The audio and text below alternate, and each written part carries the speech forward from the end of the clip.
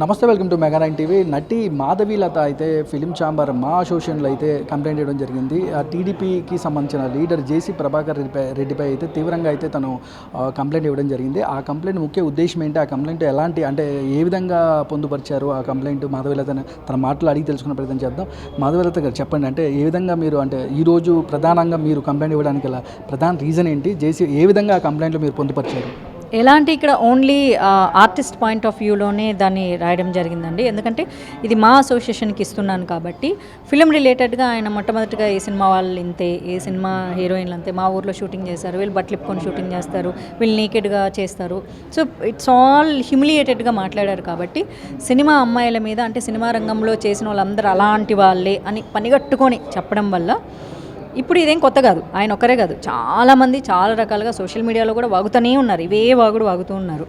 But మా అసోసియేషన్కి ఈ రోజు వరకు మరి ఎవరన్నా తీసుకొచ్చారో, ఇంతకుముందు తీసుకొచ్చే ఉంటారు, బట్ మేబీ నేను మిస్ అయి ఉంటాను. కానీ స్పందించాల్సిన అవసరం ఎంతైనా ఉంది. ఎందుకంటే నాకు గుర్తింపు ఇచ్చింది సినిమా ఇండస్ట్రీ. నేను ఇష్టపడి సినిమా రంగంలోకి వచ్చాను. ఓకే, నా నేచర్కి సెట్ అవ్వకో ఇంకో కారణంతోనూ నేను జాబ్ చేసుకుంటూ ఉన్నా. ఇట్ డజంట్ సెన్స్ నేను సినిమా ఇండస్ట్రీకి దూరం అయిపోయానని కాదు. నాకు మంచి పాత్రలు వస్తే నేను తప్పకుండా మళ్ళీ చేస్తాను. నాకు ప్రాణం ఉన్నంత వరకు నాకు ఎలాంటి పాత్రలు వచ్చినా, నా వయసుకు తగ్గ పాత్రలు వస్తే అప్పుడు కూడా చేసుకుంటూ ఉంటాను. అందుకే నమ్మారు కాబట్టే, మా సినిమా అమ్మాయి అనుకున్నారు కాబట్టే, చాలా ధర్మమైనటువంటి సపోర్ట్ అడిగాను కాబట్టే ఈరోజు వాళ్ళు స్పందించడానికి ముందుకొచ్చారు. అంటే మేడం, ఇప్పుడు మీరు బీజేపీలో యాక్టివ్గా ఉన్నారు, యాక్టివ్గా చాలా ఇయర్స్ నుంచి కూడా పార్టీకి మీరు ఒక మంచి బలమైన వాయిస్ ఇవ్వడం జరిగింది. కానీ మీరు పొలిటికల్గా పార్టీలో కంప్లైంట్ ఇవ్వచ్చు కదా, ఛాంబర్కి మీరు కంప్లైంట్ ఇవ్వాల్సిన అవసరం ఏమొచ్చింది అన్న వాళ్ళకి మీ సమాధానం ఏంటి మేడం? వెరీ గుడ్ అండి. ఎందుకంటే అక్కడ మొదటగా, అందుకే అన్నాను, మొదటగా ఆయన మెన్షన్ చేసిన పాయింట్ సినిమా అమ్మాయి, రెండోది పొలిటికల్.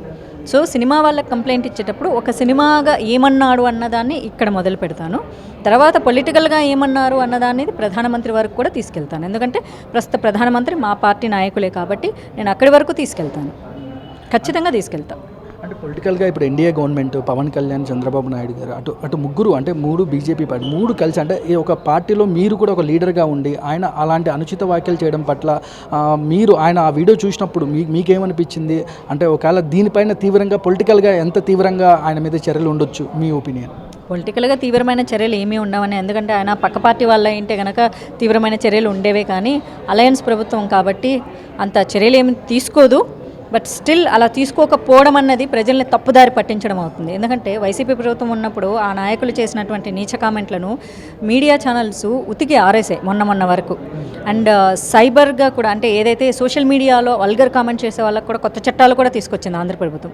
అలాంటిది తన సొంత పార్టీ వ్యక్తి ఇలా అనడం అన్న దాని మీద కాస్త మౌనం వహించడము చాలామందిలో, అంటే మీరు రెండు రకాలుగా ప్రవర్తిస్తారా అనేటటువంటి క్వశ్చన్స్ కూడా చాలామందిలో ఉద్భవించాయి, సొంత పార్టీ వాళ్ళ నుంచి కూడా ఉద్భవించాయి.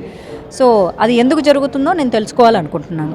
అంటే పవన్ కళ్యాణ్కి కంప్లైంట్ అవకాశాలు ఏమన్నా, జనసేన పార్టీకి కానీ రిప్రజెంటేటివ్ మీరు ఎలాగో బీజేపీ నాయకులకు చెప్పారన్నారు, ఇది పవన్ కళ్యాణ్ దృష్టికి తీసుకెళ్లే అవకాశాలు ఏమైనా కనపడుతున్నాయి? తప్పకుండా అండి, తప్పకుండా. ఢిల్లీలో ఉన్న ప్రధానమంత్రి స్థాయికి వెళ్తుంది అంటే మరి ఆంధ్రప్రదేశ్ రాష్ట్రంలో ఉన్నటువంటి సీఎం గారికి వెళ్తుంది, డీసీఎం గారికి వెళ్తుంది, హోమ్ మినిస్టర్ గారికి కూడా వెళ్తుంది, ఖచ్చితంగా అందరి దగ్గరికి వెళ్తుంది కంప్లైంట్. అంటే మీరు కలిసే అవకాశాలు ఏమైనా ఉంటాయి? పవన్ కళ్యాణ్ అవ్వచ్చు, చంద్రబాబు నాయుడు గారు అవ్వచ్చు, వీళ్ళని కలిసే అవకాశాలు ఏమన్నా దీనిపైన? అవన్నీ నేను ప్రస్తుతం చెప్పదలుచుకోవట్లేదండి, కానీ ఖచ్చితంగా కంప్లైంట్ అయితే చేస్తాను, అందరి దృష్టికి అయితే తప్పకుండా దీన్ని తీసుకెళ్తాను.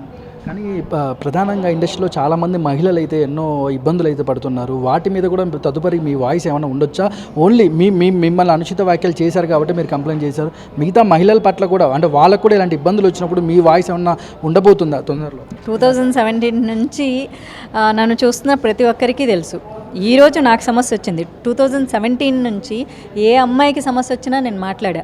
ఇదే సినిమా ఇండస్ట్రీలో కాస్టింగ్ కౌచ్ అంటే చాలా గట్టిగా వాయిస్ వినిపించి చాలామందిని చాలా కఠినమైన మాటలతో ప్రశ్నించింది నేను.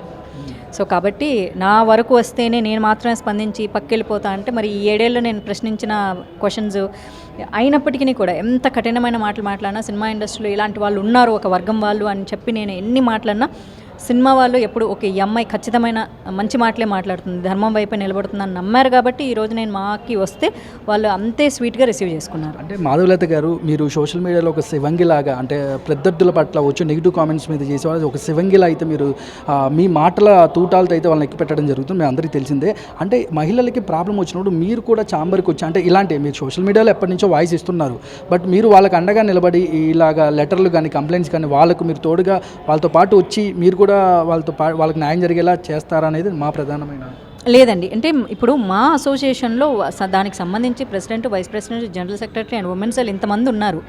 వాళ్ళు చెయ్యాలి, వాళ్ళ డ్యూటీ. నేను ఎప్పుడు వాయిస్ వినిపిస్తూనే ఉన్నాను కదా.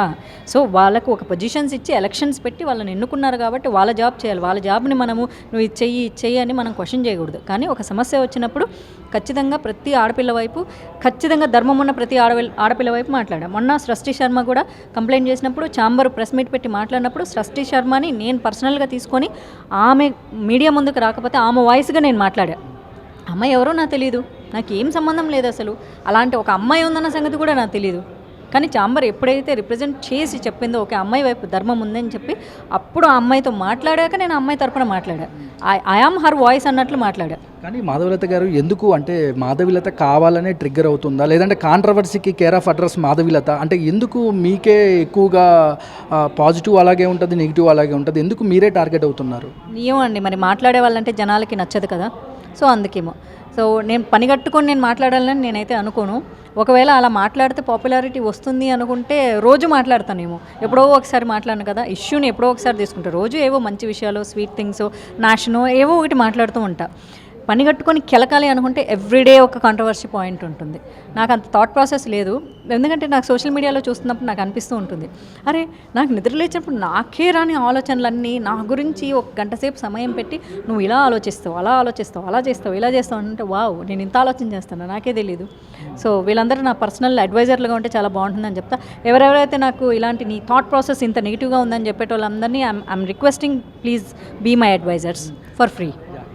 మాధవీలత గారు, ప్రధానంగా మీరు మా అసోసియేషన్ని అప్రోచ్ అయినప్పుడు ఏ విధంగా స్పందించారు? మీరు ఆ లెటర్లో ఏదైతే 3-4 పేపర్లు అయితే ఒక లెటర్ అయితే ఇవ్వడం జరిగింది, అందులో ప్రధానంగా మీరు పొందుపరిచిన ఏంటంటే? అంటే నేను స్పెషల్గా ఏం పొందుపరచలే. ఆయన ఏమన్నాడు ఎగ్జాక్ట్గా, సినిమా వాళ్ళంటే ఎందుకు సమాజంలో ఇలాంటి దృక్పథం ఉంది, పొలిటీషియన్స్ కూడా ఇలాంటి దృక్పథంతోనే చూసి మాట్లాడడం వల్ల ఆయన్ని ఫాలో అయ్యే ఎంతోమంది ఇది నిజం అనుకుంటారు. కాబట్టి సినిమా అమ్మాయిలు అన్ని రంగాల్లోకి వెళ్తారు, తర్వాత వాళ్ళకి అన్ని రంగాల్లో ఉండే అర్హత కూడా ఉంది, కాబట్టి మీరు స్పందించాలని కోరుకుంటున్నాను అన్నదే అందులో ఉంది. కానీ ఇండస్ట్రీ మా ఛాంబర్కి సంబంధించిన వాళ్ళు ఎలా కోఆపరేట్ చేశారు? ఇప్పుడు ఇక్కడ మన శివబాలాజీ గారు మీరు కాల్ చేసి చెప్పారంట కదా? అవును శివబాలాజీ గారికి, మాధవ్ రవి గారికి కాల్ చేసి చెప్పడం జరిగింది. అండ్ వాళ్ళు వెంటనే రెస్పాండ్ అయ్యారు. మొత్తం సమస్య విన్న తర్వాత ఎగ్జాక్ట్ పాయింట్ ఖచ్చితంగా స్పందిస్తామన్నారు. అంతే మంచిగా స్పందించడం కూడా జరిగింది. కానీ రీసెంట్గా నిన్న తమన్ గారు కూడా ఒక డాకు మహారాజ్ ఒక ఫంక్షన్లో కూడా మన తెలుగు ఇండస్ట్రీ సినిమా పైరసీకి అయితే ఏదైతే గేమ్ చేంజర్ మూవీ పైరసీ చేయడం జరిగింది, కొంతమంది సోషల్ మీడియాలో కావాలనే సినిమాని చంపేస్తున్నారు, అన్ని సినిమాలు ఇలా చంపేసుకుంటూ పోతే సినిమా అనేది బతకదని కొన్ని ఎమోషనల్గా తమన్ చెప్పడం జరిగింది. దీనికి చిరంజీవి గారు కూడా ట్వీట్ చేశారు ఇండస్ట్రీ బాగుండాలని. సినిమాల మీద పైరసీ జరగడం దాని పట్ల ఎలా చూస్తారండి? ఈ న్యూస్ నేను చూడలేదండి, ఎందుకంటే నేను నా ఇష్యూలో నేను ఉన్నాను కాబట్టి ఆ న్యూస్ చూడలేదు. మేబీ చూసిన తర్వాత స్పందిస్తాను. అంటే మీరు ఇప్పుడు ఎలాంటి డిమాండ్ కోరుకుంటున్నారండి? అంటే అతను ఏమన్నా సారీ మీరు ఏం కోరుకోవటం లేదు, బట్ మీరు చెప్పడం జరిగింది, కానీ మీరు జేసీ ప్రభాకర్ రెడ్డి నుంచి ఏమన్నా అపాలజీ ఏమన్నా కోరుకుంటున్నారా? జస్ట్ నా ఉద్దేశం రియలైజేషన్ కోరుకుంటున్నానండి. I don't want any apologies, just realisation అంతే. రైట్ మాధవి గారు, దీనికి పుల్ స్టాప్ పడుతుందని మేము అనుకుంటున్నాం, ఎందుకంటే మీ వాయిస్కి అంత పవర్ ఉంది, మీ లెటర్ కూడా అంతే పవర్ ఉంది. మా అసోసియేషన్లో పాజిటివ్గా స్పందించి మళ్ళీ ఆయన నుంచి మీకు ఒక పాజిటివ్ రెస్పాన్స్ వస్తుందని మేము మనస్ఫూర్తిగా కోరుకుంటున్నాం. మాధవి గారు, థ్యాంక్ యూ.